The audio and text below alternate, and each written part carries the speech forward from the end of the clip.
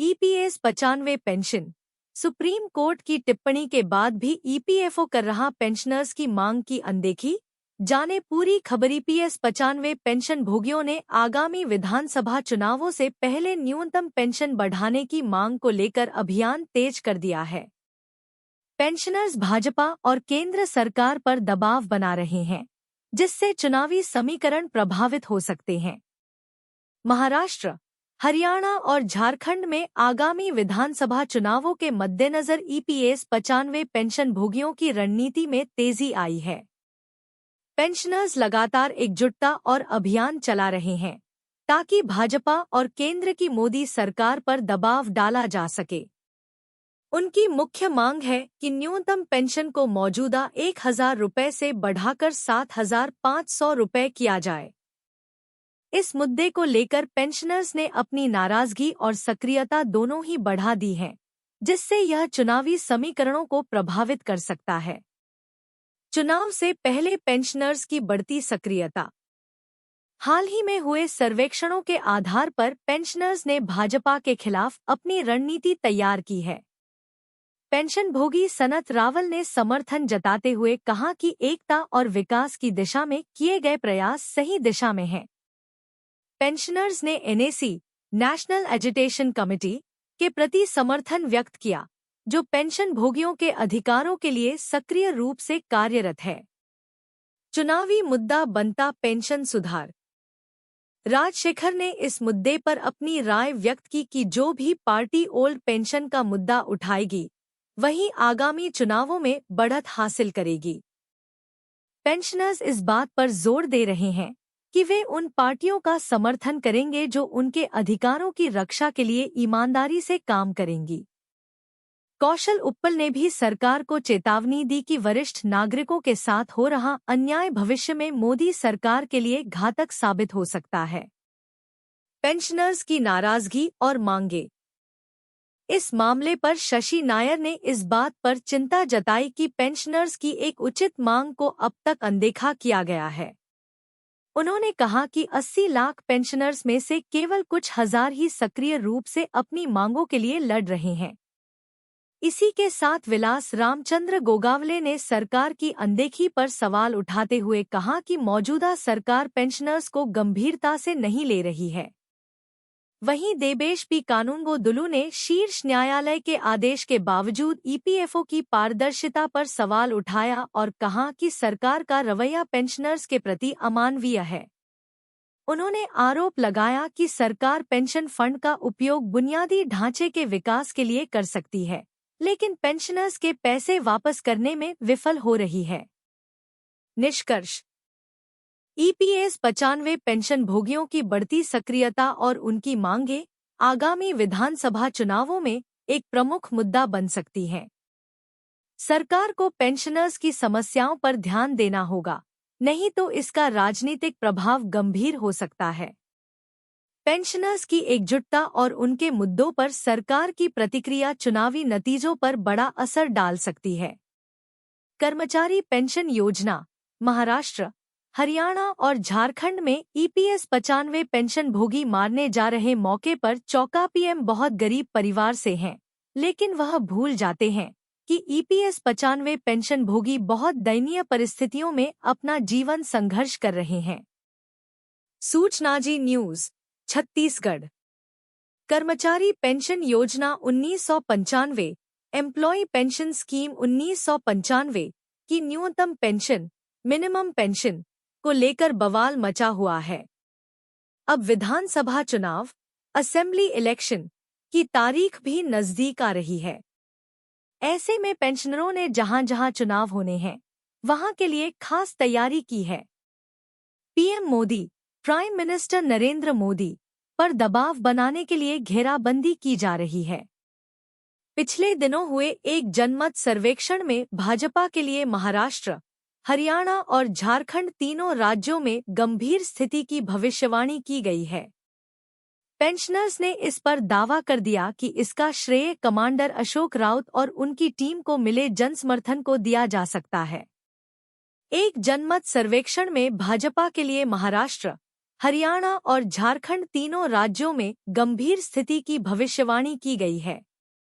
महाराष्ट्र में लगभग हर पार्टी के नेता अपनी जनसभाओं और रैलियों में हमारे मुद्दे को उठा रहे हैं। सुप्रिया सुले हमारे समर्थन में मुखर हैं। वे बुजुर्गों का आशीर्वाद मांग रही है। ईपीएस 95 पेंशन और वरिष्ठ नागरिकों की दयनीय स्थिति पूरे महाराष्ट्र में गूंज रही है। एक पखवाड़े के भीतर इन राज्यों में चुनावों की घोषणा हो जाएगी। पेंशन भोगी गौतम चक्रवर्ती ने कहा, टीम मोदी, कृपया दीवार पर लिखी इबारत पढ़ लें। दुनिया में कोई भी अपरिहार्य नहीं है, आप भी। इस देश को इंद्र कुमार गुजराल, चंद्रशेखर एस.डी. देवेगौड़ा, चरण सिंह जैसे लोगों ने चलाया है। भारतीय आपकी जगह राहुल गांधी को लाने में संकोच नहीं करेंगे। इस महीने के भीतर हमारी शिकायत का समाधान करें, सर। सुप्रिया सुले इस वक्त सुर्खियों में। पेंशन भोगी सनत रावल ने कहा, ईपीएस 95 पेंशन भोगियों वरिष्ठ नागरिकों की न्यूनतम पेंशन का मुद्दा उठाने के लिए सुप्रिया सुले जी का बहुत बहुत धन्यवाद। एनएसी जिंदाबाद। क्या ईपीएस 95 पेंशन भोगी देश के लिए बोझ हैं? पेंशनर्स रंजीत कुमार दत्ता का कहना है कि आरएसपी के सांसद एन.के. प्रेमचंद्रन ने इस मुद्दे को लंबे समय से लोकसभा में उठाया है और व्यक्तिगत रूप से नरेंद्र मोदी से भी मुलाकात की है, लेकिन कोई असर नहीं हुआ है, क्योंकि सरकार ने मन बना लिया है कि वरिष्ठ नागरिक विशेष रूप से ईपीएस 95 पेंशन भोगी देश के लिए बोझ हैं। इसलिए मोदी सरकार को अपने पास मौजूद कई हथियारों के जरिए सभी ईपीएस 95 को खत्म करने की कोशिश करनी चाहिए, ताकि यह मुद्दा हमेशा के लिए खत्म हो जाए।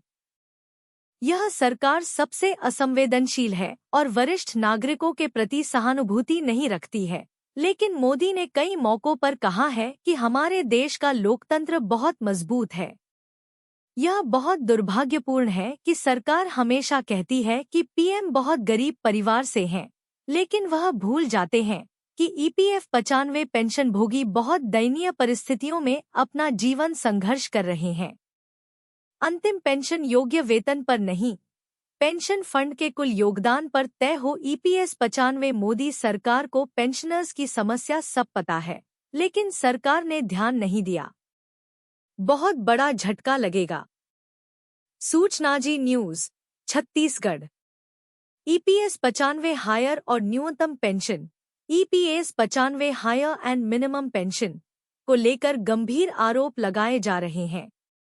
EPS 95 higher pension, EPS 95 higher pension को लेकर कहा जा रहा है कि पैरा 11(3) के अनुसार काफी नुकसान है। एक पेंशनर्स ने कहा, मैं व्यक्तिगत रूप से पैरा 11(3) के खिलाफ हूं, भले ही मुझे भी लाभ होगा अगर 1 सितंबर 2014 से पहले सेवानिवृत्त लोगों को इसका लाभ दिया जाता है। मैं इसे भेदभावपूर्ण कानून मानता हूं। चूंकि ईपीएस एक अंशदायी कानून है, इसलिए पेंशन फंड में किए गए कुल योगदान के अनुपात में होनी चाहिए, न कि अंतिम पेंशन योग्य वेतन लास्ट पेंशनेबल सैलरी के आधार पर। मैं कल्याणकारी उपाय के रूप में न्यूनतम पेंशन की अवधारणा का समर्थन करता हूं, जो राज्यों द्वारा दी जा रही वृद्धावस्था पेंशन से कम नहीं होनी चाहिए। क्या वित्त मंत्रालय नहीं देगा मंजूरी? दूसरी तरफ न्यूनतम पेंशन, मिनिमम पेंशन पर कृष्णमूर्ति शंकरन ने कहा, मित्रों, ईपीएस 95 पेंशन 7,500 रुपए की मांग संभव नहीं है। हमारी वित्त मंत्री कभी मंजूरी नहीं देंगी। अगर प्रधानमंत्री और वित्त मंत्री मंजूरी देते हैं, तो ईपीएफ बोर्ड अपने अड़ियल रवैये से मंजूरी को रोक देगा। हम न्यूनतम 5,000 रुपए और अधिकतम 10,000 रुपए प्रति माह की मांग कर सकते हैं। कृपया अपने विचार बताएं। सरकार ने ध्यान नहीं दिया तो बड़ा झटका। इस पर कमेंट करते हुए महाराष्ट्र के पुणे से आने वाले पेंशनर्स विलास रामचंद्र गोगावले ने कहा, बहुत ही सुंदर सोच समझकर विचार लिखा है। मोदी सरकार को पेंशनर्स की समस्या सब पता है, लेकिन सरकार ने ध्यान नहीं दिया। सरकार ने ध्यान नहीं दिया तो बहुत बड़ा झटका लगेगा। सरकार चाहे कोई भी हो, लेकिन हमारी मांग यही है कि सरकार उसे पूरा करे ताकि सम्मान पूर्वक अपना जीवन जी सकें।